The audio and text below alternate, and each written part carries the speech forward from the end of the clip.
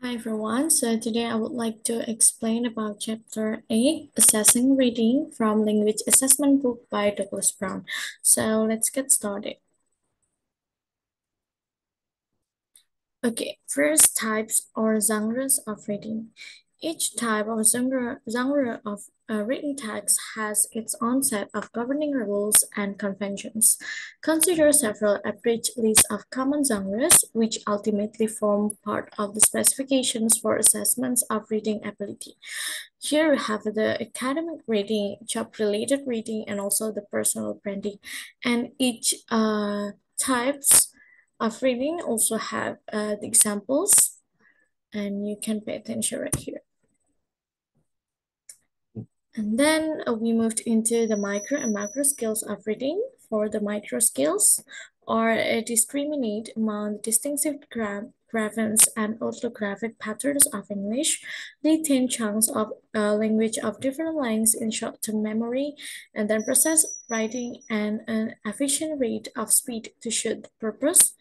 Also for the macro skills, recognize the rhetorical forms of written discourse and their significance for interpretation, and then recognize the communicative functions of written text according to form and purpose, and then infer context that is not explicit by using background knowledge, and so many more. And then the strategies for reading. There are some principal strategies for reading comprehensions. First, identify your purpose in reading a text and then apply spelling rules and conventions for bottom-up decoding. Use lexical analysis like prefix, roots, suffix, and etc. to determine meaning. Guess meaning of words of idiom when you are uncertain. Skim the text for the keys and for main ideas, and then scan the text for specific informations, and then use silent reading techniques for rapid processing, and then use marginal notes, outlines, charts, or semantic maps for understanding and retaining information, and then distinguish between literal and implied meanings, and then capitalize on discourse makers to process relationship. And then types of reading.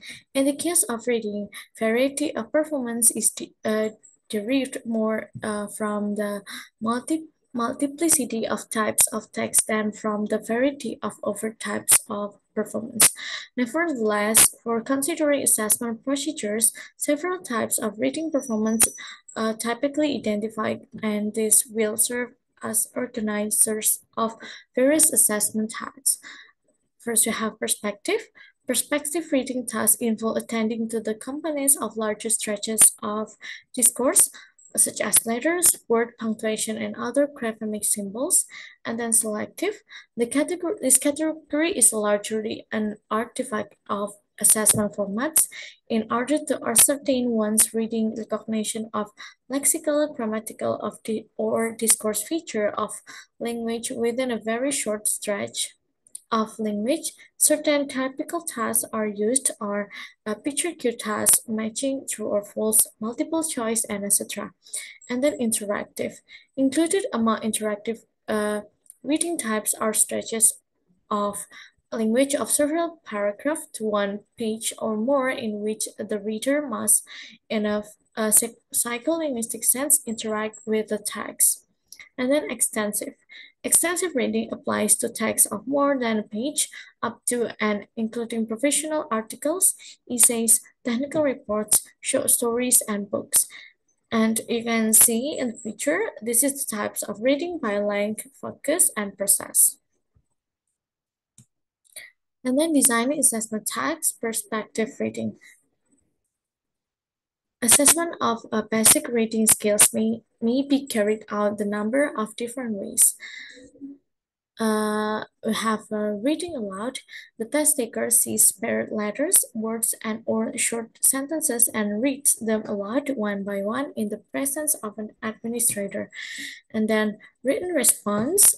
Multiple choices response are not only a matter of choosing one or four or five possible answers. And then we have the picture cued items. The test takers are shown a picture. such as a one on the next page along with written text and or given one of a number of possible tasks to perform. And then selective reading. Here are some of possible tasks you can use to assess lexical and grammatical aspects of reading ability. The first is multiple choice. It is easy to administer and can be scored quickly. The most straightforward multiple choice items have little context but might serve as a vocabulary or grammar check. And then matching task. At this selective level of reading, the test taker's task is simply to respond correctly, which makes matching an appropriate format. And then we have the editing task.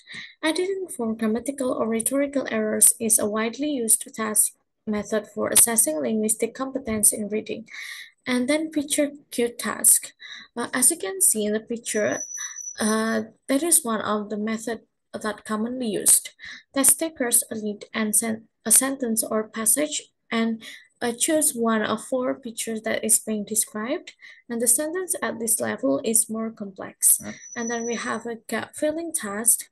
Many of the multiple choice tasks described above can be converted into gap filling or filling the blank. Items in which the test taker's response is to write a word or phrase. And then we have a closed task. The closed task, the following excerpt from lower essay illustrate the difference between rational and face ratio deletion and between exact word and appropriate word scoring. And also we have the impromptu rating plus comprehension questions. If closed testing is the most research procedure for assessing reading, the read a passage and answer some questions technique is undoubtedly and the most common. And then we have a short answer task.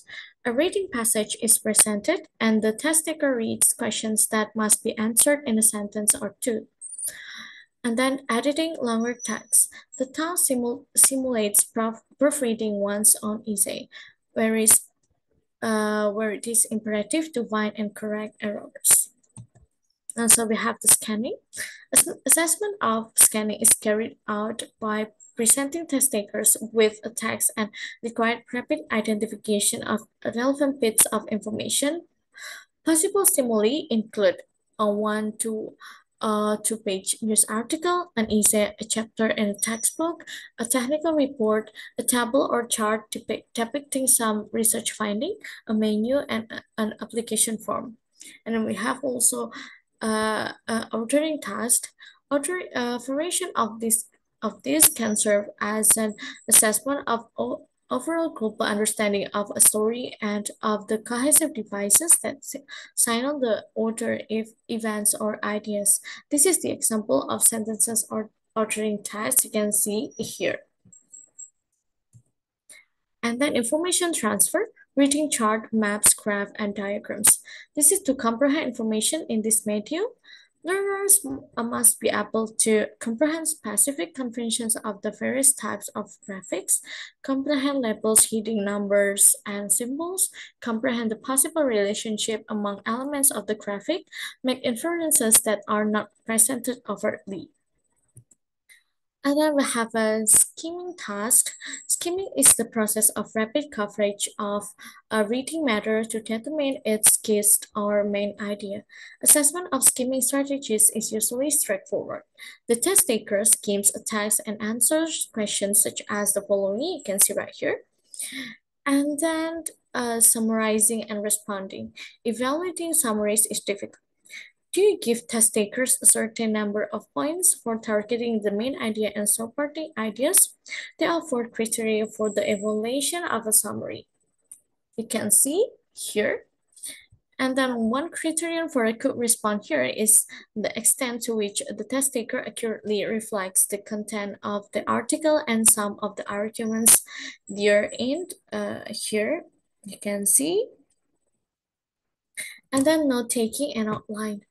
A teacher, perhaps in one-on-one conference with students, can use student notes or outlines as indicators of the presence of effective reading strategies and thereby point the learners in positive directions. Okay, so that's all about the chapter 8. Thank you for your attention and see you.